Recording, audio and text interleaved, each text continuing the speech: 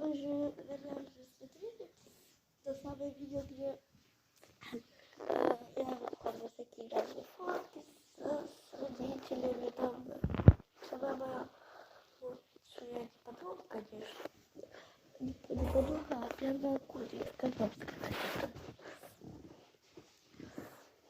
Они живут в другой стране, в Болгарии. Мои родители здесь. Я очень скучаю за ними. А этот мальчик,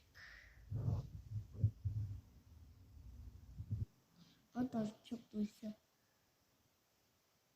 Ну, сейчас вы узнаете, кто это. Только он не хочет показывать.